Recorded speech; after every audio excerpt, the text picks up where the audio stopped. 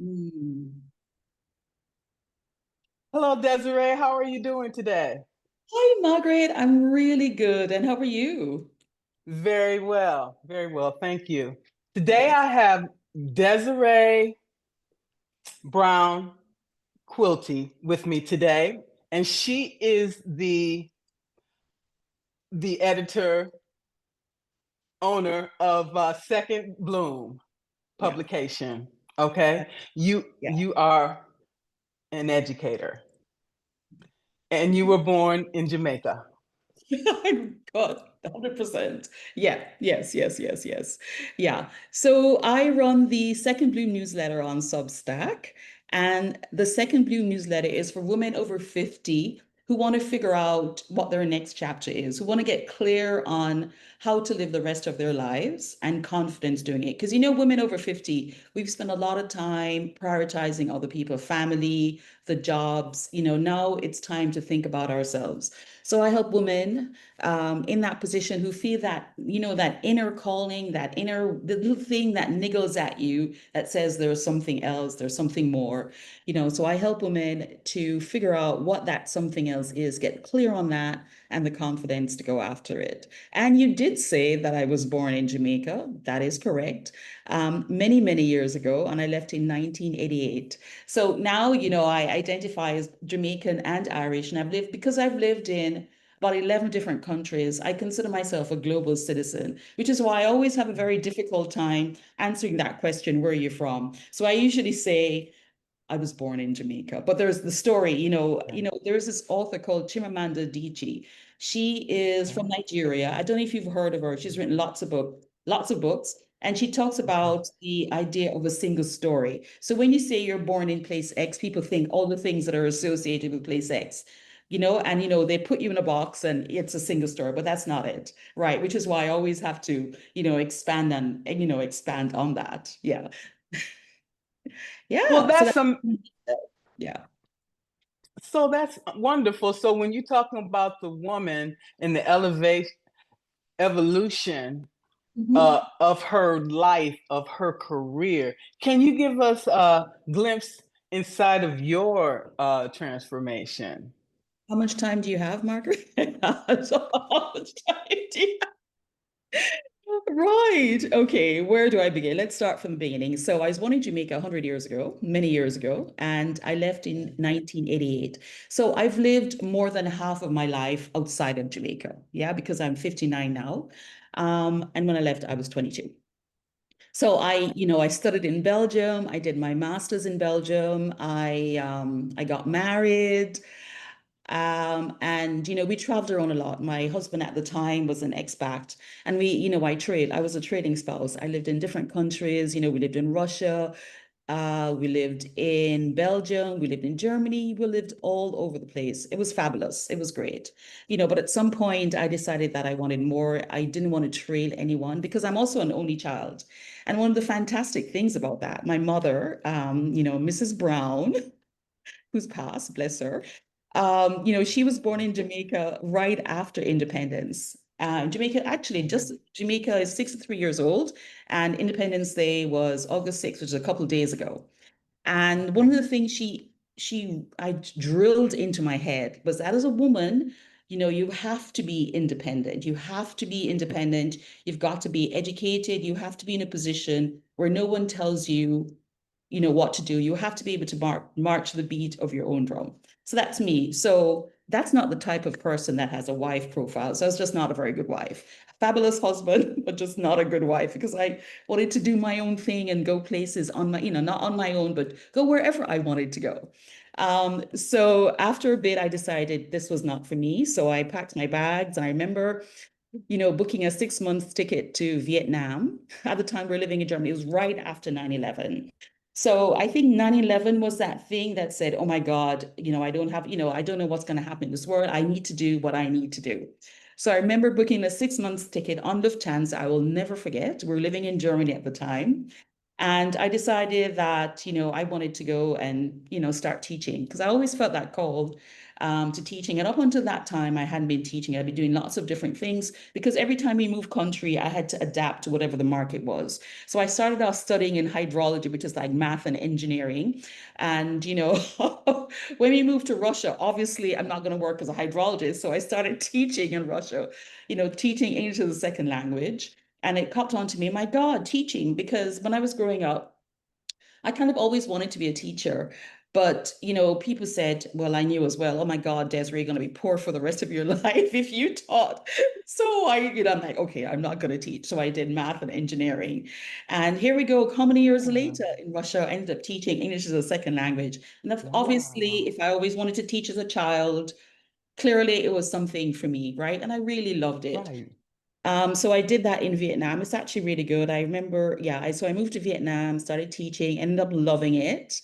And I remember that 6 month ticket Oh, turned into 3 years. I spent 3 years in wow. Vietnam, absolutely flipping loved it. And I loved my Wow. teaching as well. And then I decided, okay, teaching is what I want to do. It allows me to travel. So I started teaching internationally in international schools. And of course, well, not of course, but I switched to teaching mathematics. So that was more me. Yeah. So I did that for many years, moved to different countries, taught in different countries, for 3 years, 4 years, yeah. And after a while, because things change, you change. My last teaching position was in Angola. Loved Angola. I think I can be the tourist ambassador for Angola, which is in Southern Africa. So while I was in Angola, I took a sabbatical a couple of years before. I knew that, okay, I've been teaching for over 20, 30 years. I feel like there's more that I need to do. So I finished teaching Angola a couple of months, well, last month actually, and now I am now coaching women over 50 because I think a lot of us think that, there's only one story, there's only one thing that we have to do. And we don't realize there's so much more. And we know deep down that there's more, but we just need the courage and the confidence and and somebody to kind of help you along the way to achieve what you want to achieve. And, remember that sometimes, the goal is not just for the goal, it's the person that you become along the way, going towards your goal. That's the important thing to remember. Life is short. We don't know how much time we have. So it's really important to give the world the gift that we have. And that gift, comes from listening to your inner, to that gut feeling that's telling you there's more.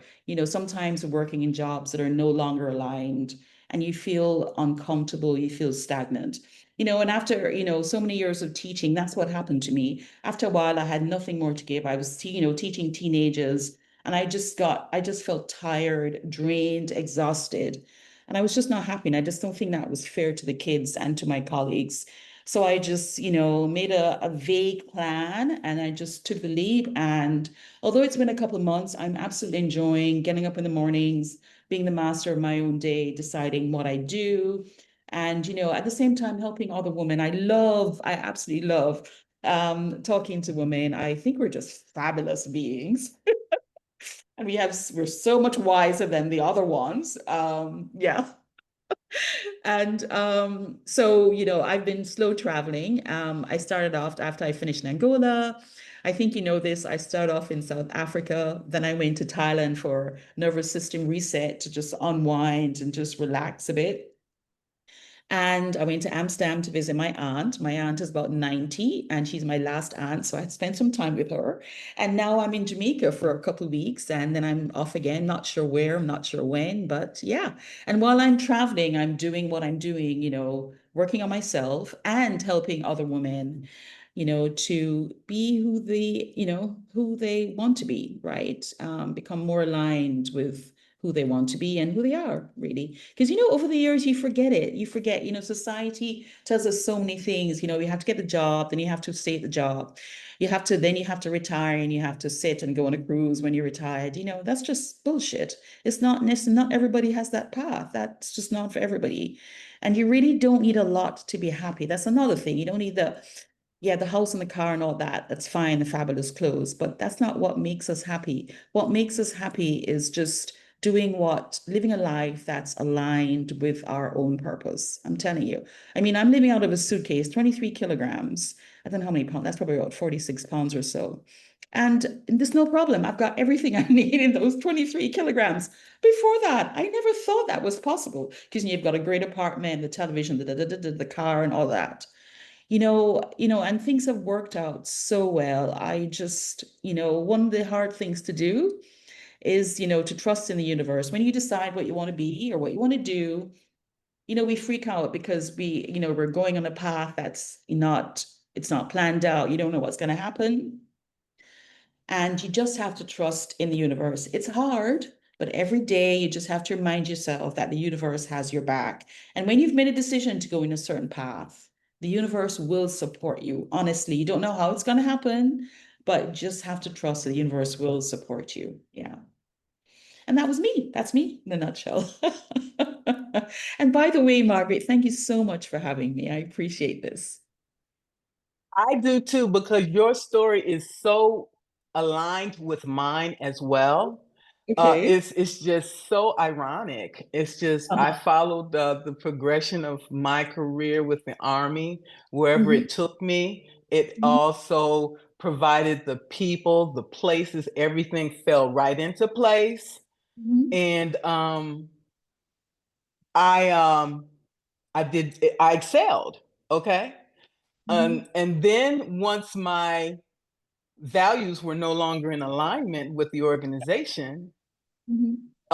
then it was time to go because all the signs were there. I was not Yeah. happy. My nervous system was completely disrupted. Mhm. Um, I was so reactive. When I get emails from, supervisor or a phone call, it just would set me off. I was just so Yeah. toxicity was just oozing out, and it's like I had to go. Yeah. So I understand. I understand. And when you trust the process and the universe, everything falls into place. It does. Just like when things were working very well, and things are working Yeah. very well now. And so we shed Mhm. ourselves from this person that we Mhm. were to become the person we were meant to be. Well Okay. said. Mic drop. I wish. Well said. But yeah, the hardest thing is, I think for most of us, is to trust the universe. That is it. We're really scared of giving up that monthly paycheck, of giving up all the trappings of society, and carrying what other people say if we don't succeed in the way they expect us to succeed. That is it. It's just carrying yeah, that is really it. Yeah. And yeah, and one of the things I have to say, now that I'm back in Jamaica and I'm seeing, a lot of my friends and I see what's happening, that how everybody is so like caught up in what everybody else is doing, what everybody else is saying. I'm glad that I was away so I could do what's another thing about being away is, when you're out of your home country, you can do whatever you want to do. Nobody cares. Nobody cares about you. So you're free to be the person who you want to be without, your mother, sister, brother, your friends, saying all these things. So, another tip that for people is just pack and go somewhere and start and do what you need to do and work on you, if that's possible. Yeah. I'm glad that you mentioned that because what I find is having spent 16 years Mhm. overseas, most of those years, 11 years was spent in Israel, 4 years Mm, were spent in Iraq. And when yeah, you go home, you're a different person. And the absolutely. people, okay, and the people where you were, they're basically the same because they stayed in their environment. Okay. Mhm. And you are no longer you come back disconnected. So Okay. true. Mhm. And they wonder, who are you?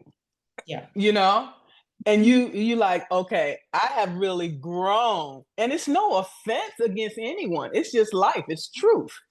Yeah. Once you Mhm. see things and see how other people live, your whole life has changed. Absolutely. Yeah. Yeah. We've all grown, but grown, at different rates, your perspective is so different. Your perspective is completely changed. Yeah.